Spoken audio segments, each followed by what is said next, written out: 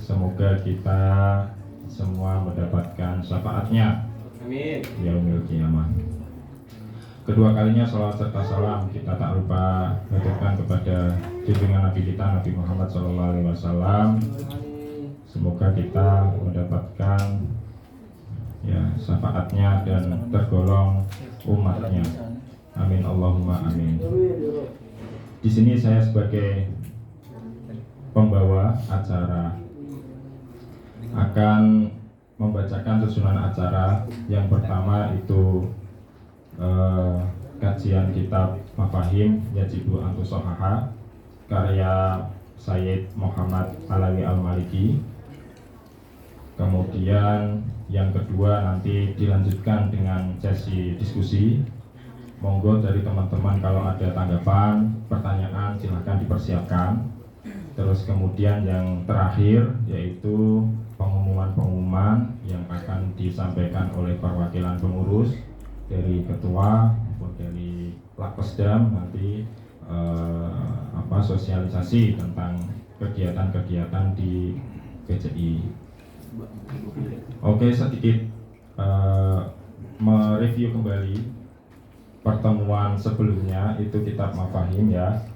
Kita sudah mengkaji yaitu Sayyid Muhammad Alawi Al-Maliki itu memaparkan pendapat-pendapat Syekh Abdul Wahab yaitu pemuka dari Wahabi.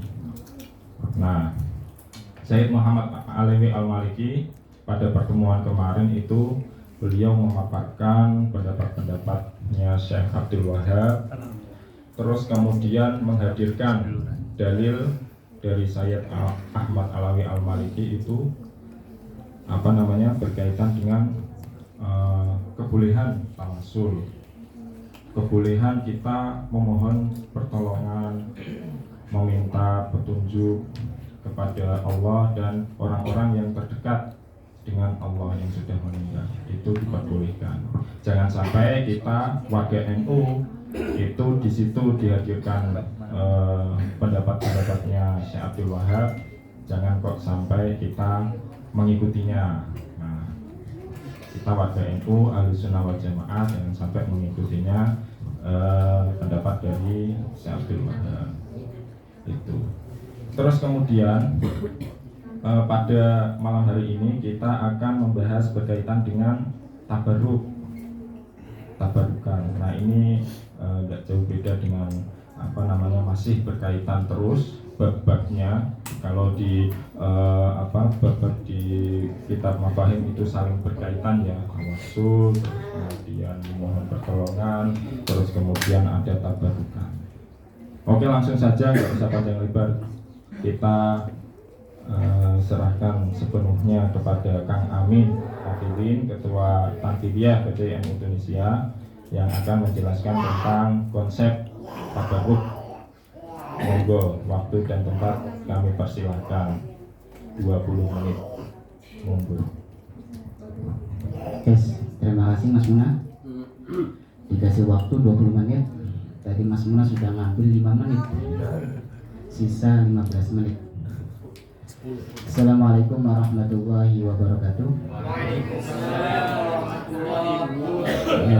Yang saya hormati teman-teman senior, di sini ada banyak yang senior, ada Mas Hudori, Mas Anwar nih, masuknya senior apa nih?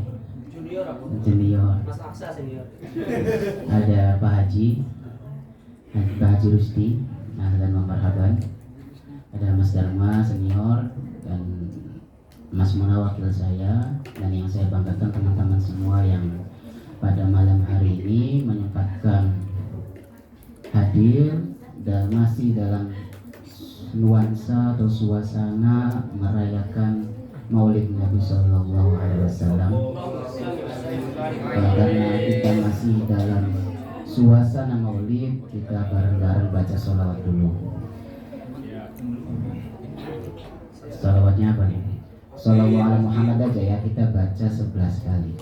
Sallallahu ala Muhammad, sallallahu ala Muhammad, sallallahu ala Muhammad, sallallahu ala Muhammad, sallallahu sallallahu ala Muhammad sallallahu ala Muhammad sallallahu ala Muhammad sallallahu ala Muhammad sallallahu ala Muhammad sallallahu ala Muhammad sallallahu ala Muhammad ya Rabbi sholli wa sallim.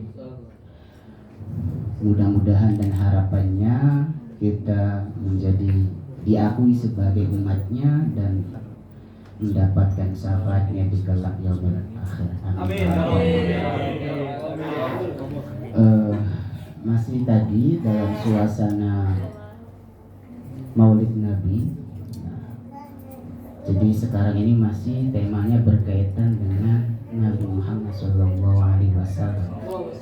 yaitu bertemakan mafhum tabarruk. Tabarruk ya.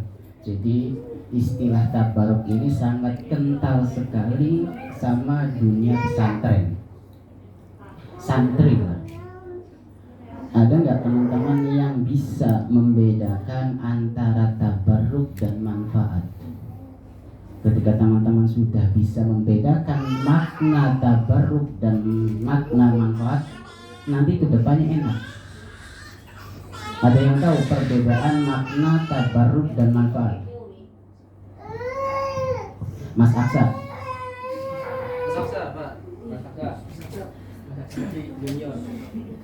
Kalau ada yang bisa jawab nanti ditraktir Madam Jack sama Mas Muna. Oh, Madam Jack traktir ngopi plus berarti. Ada yang tahu perbedaan makna tabarruk dan manfaat? Makanya tidak ada yang tahu ya udah. Nah, saya juga lupa. Jadi kalau tabarruk manfaat dulu dah. Kalau manfaat itu hitung-hitungannya jelas. 1 tambah 1 sama dengan 2. Kalau misal saya makan, hasilnya menjadi kenyang. Nah, berbeda dengan tabarruk. Kalau tabarruk enggak ada hitungannya. Kayak misal tadi saya makan anggur. Jangan deh. Kalau misal biasanya tuh kalau misal di pesantren, kiai habis minum air putih misalnya atau misalnya kopi. Nah, setelah kiai pulang, itu kan banyak kan santri-santri yang langsung minum bekas kiai.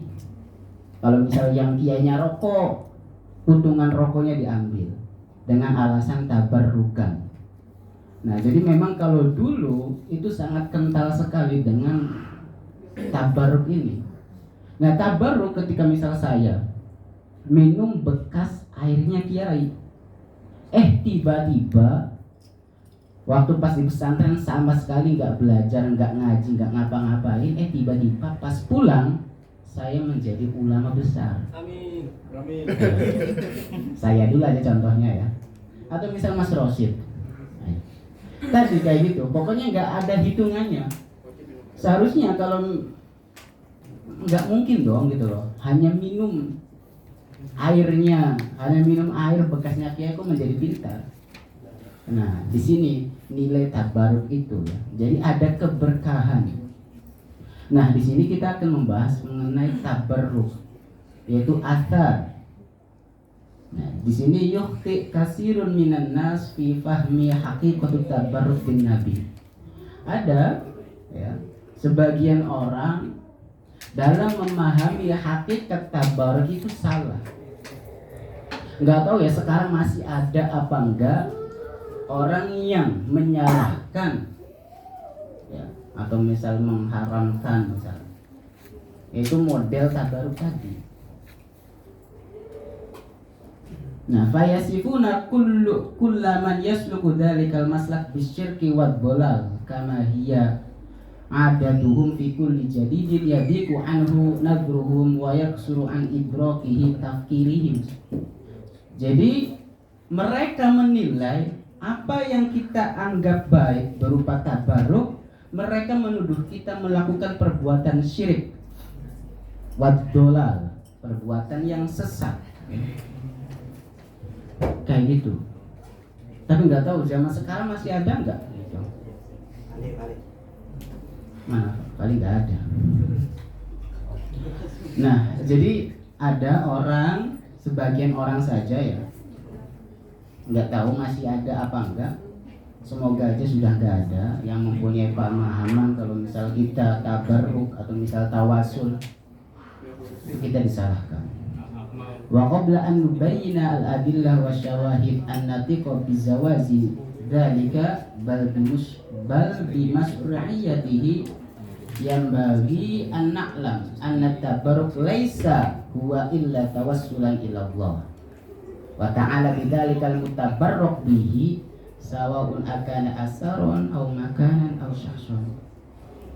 Nah, di sini ada penegasan ya. Jadi si muallif, siapa muallif kitab ini? Saya Muhammad. Saya iya. Siapa sih?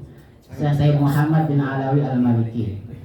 Beliau menjelaskan dalil-dalil dan syawahid ya, mengenai kebolehan kita dalam mengambil tabarruk. Bahkan mu'alif di sini apa ya? Bimasru'iyatihi menganjurkan ya untuk melakukan tabarruk.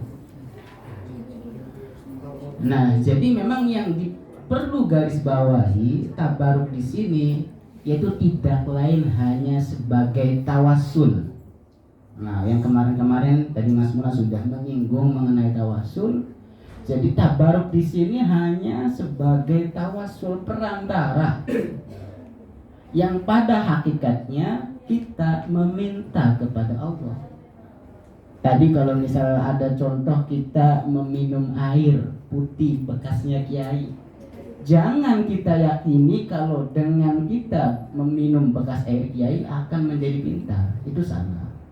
Jadi yang itu sebagai wasilah aja gitu. Bekasnya kiai pasti gitu loh, ada keberkahan karena yang minum kiai. Belum tentu kalau misal yang minum saya kan. Malah ini khawatir ya. Nah, jadi memang iya.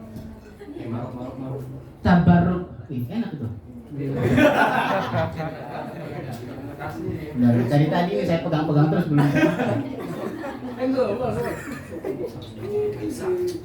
Enggak. Wajib.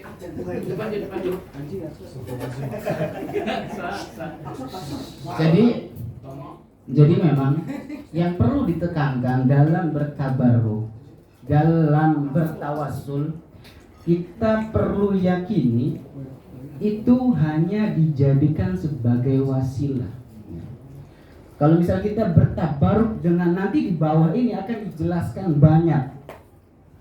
Misal di bawah itu kan ada at-tabarruk bisya'rihi, mengambil keberkahan dengan perantara rambutnya Nabi. Ada bertabarruk lagi dengan apa? Lagi di bawah ini tabarruk dengan keringatnya Nabi. Ada lagi bertabarruk dengan darahnya Nabi. Jadi Nabi ceritanya di sini saya udah baca ya teman-teman ya. Nabi itu di apa sih? Yang dicap, ini diambil bekam ya. Nabi dibekam sama di sini namanya Abdullah bin Zubair. Dari Abdullah bin Zubair, anak abahu haddatsu anahu ata Nabi wa huwa yahtajim. Falamma faragha qala ya Abdullah idhab bihadzal dam fahrikhu haitsu la yaraka ahad. Falamma baraza Rasulillah adala ila dam fasharibahu. Jadi setelah dicambuk, dibekam, nah terus airnya diminum. Nah, di sini boleh saja karena ulama sepakat apa yang dikeluarkan dari tubuhnya Nabi itu dianggap suci. Darahnya, air kencingnya, ya. Kalau di dalam kitab ini disebutkan darah dan air kecil. Kalau BO-nya nggak disebutkan, nggak tahu ya. Nah terus di sini poinnya kayak gitu. Di sini banyak bercerita tentang mengambil keberkahan apa yang berkaitan dengan Nabi, tempat duduknya Nabi, gitu. Apapun itu. Nah ini ketika kita boleh mengambil tabaruk kepada Nabi, kita pun diperbolehkan untuk mengambil tabaruk yang dalam arti pewaris Nabi, gitu loh. Para wali, gitu loh. Kayak misal di Malgar itu kan ada apa sih namanya? Ada guanya Imam Syaduli. Nah di situ kan Imam Syaduli mendapatkan kewaliannya itu di gor itu. Nah teman-teman boleh gitu loh, ketika ada hajat mengambil ya tabarukan bekasnya wali, boleh kayak gitu. Nah kayak gitu. Jadi poinnya yang mau ditekankan oleh si mu'alil itu boleh kita mengambil keberkahan kepada Nabi Muhammad SAW, terkhusus umumnya ya kepada para wali, para kekasihnya Allah, kayak gitu. Nah, ketika kita berbicara mengenai Rasul yang mendapatkan kemuliaan, bukan hanya Rasul yang kita puji, yang kita senandungkan. Ini bedanya. Kalau misal saya memuji Mas Dharma ini Masya Allah, Ketua Lakpesda, Syekh Zaituni, punya komunitas Ma'rifatuna. Saya promosiin Mas Dharma. Kemudian apalagi masih banyak lagi. Ketika saya mampu menampilkan kebaikan ke Mas Dharma, itu semuanya akan kembali ke Mas Dharma. Tapi berbeda ketika kita menceritakan tentang jasa-jasa Rasul, kita pun ikut kecipratan kebaikan itu. Itu yang menjadi pembeda. Jadi kan kita tadi sholawat. Satu pertanyaan, apakah teman-teman ini benar-benar cinta kepada Rasul? Cinta mati, Masya Allah. Saya tanya ke Mas Abbas, secinta apa Mas Abbas kepada Rasul? Allah. Apakah cukup kita dibilang seorang pecinta kalau hanya mengandalkan malam Jumat baca sholawat bareng-bareng? Cukup gak kalau kita dibilang sebagai pecinta Rasul? Ya kembali masing-masing ya. Jadi memang gini, yang menyebabkan kita ada rasa cinta kepada Rasul itu ketika kita mengetahui apa? Sirahnya Rasul, perjuangan Rasul. Ya. Kayak gitu. Kenapa sih kita semua itu sangat sayang banget sama orang tua kita? Ada yang tahu? Karena kita merasakan betul kasih sayang kedua orang tua kita, yang masakin, yang nyuciin. Saya ini setelah kemarin pulang 1 bulan makin cinta sama orang tua. Karena dikit-dikit makan apa sih, pakaian baru kotor 1 udah dicuciin. Itu kan Masya Allah. Pengen pulang Nah, jadi ketika kita menyadari tentang kebaikan orang tua, itulah yang membuat kita makin cinta. Begitupun kita dituntut agar kita bisa maksimal mencintai Rasul, kita pun dituntut untuk mengetahui kebaikan jasa-jasa beliau. Ini masih tingkat cinta kepada Rasul. Gimana caranya agar kita pun bisa cinta kepada Allah? Nah, dimakan. Berkaitan dengan maulid ya. Jadi itu untuk masalah tabarruk. Jadi agak berbeda. Saya mau bercerita tentang tradisi maulid ya, bukan maulid di Tunisia.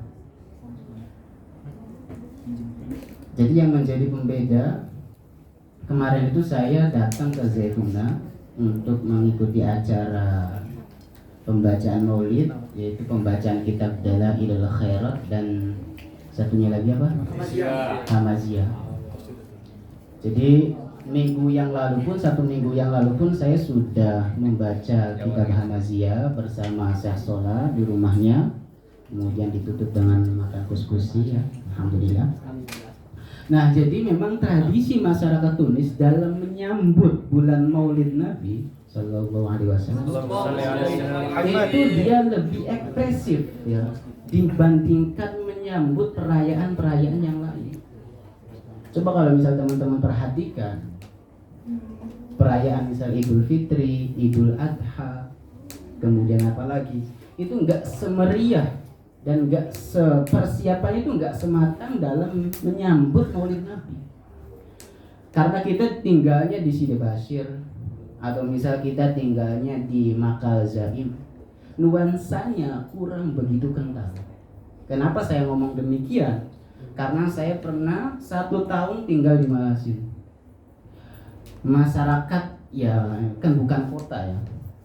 Jadi kiriman asidah bubur seguguk, tahu nggak? Yang warnanya hitam, terus ada krim putih kayak gitu, kemudian ada kacang. Itu di rumah itu tetangga ngasihin terus. Jadi tukar menukar ini yang kuat gitu loh. Karena di sini di Imaro mungkin masyarakat juga bingung kalau mau ngasih seguguk satu Imaro, gitu kan?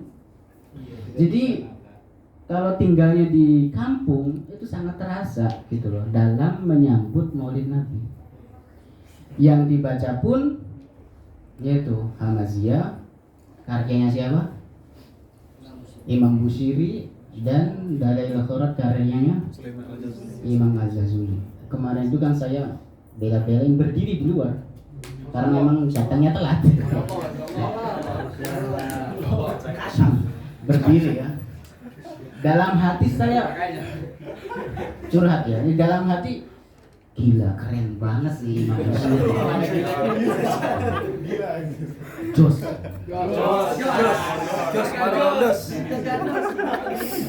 Jadi beliau Imam Busiri mempunyai karya yang karyanya itu dibaca oleh seluruh dunia. Luar biasa itu. Wali betul kalau saya lihat. Misal di Tunis, di Maghrib lah, itu Hamaziyah dibaca menjadi rutinan. Syekh Sola kemarin itu sempat ngajak saya itu hampir per 2 minggu baca kitab Hamaziyah, kelompok-kelompok muter di setiap masjid-masjid. Kalau kita kan di Indonesia bacanya yang ngambil data itu apa? Burda, itu kan. Dulu saya pernah sempat hafal karena di pesantren itu setiap minggu dibacain Burda. Kami kagak kuri jironi bidi salami. Khawatir ria, khawatir sombong kan.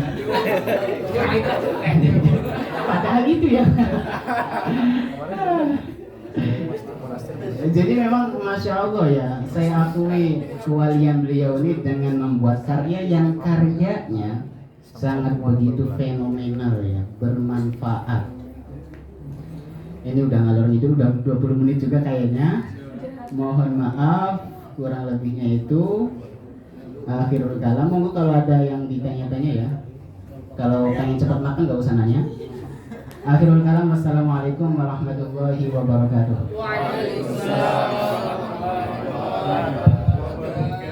Terima kasih Kang Amin atas penjelasannya. Ya, seperti itu ya kesimpulannya di kalian semua. Monggo dari teman-teman yang mau bertanya atau menanggapi, silahkan.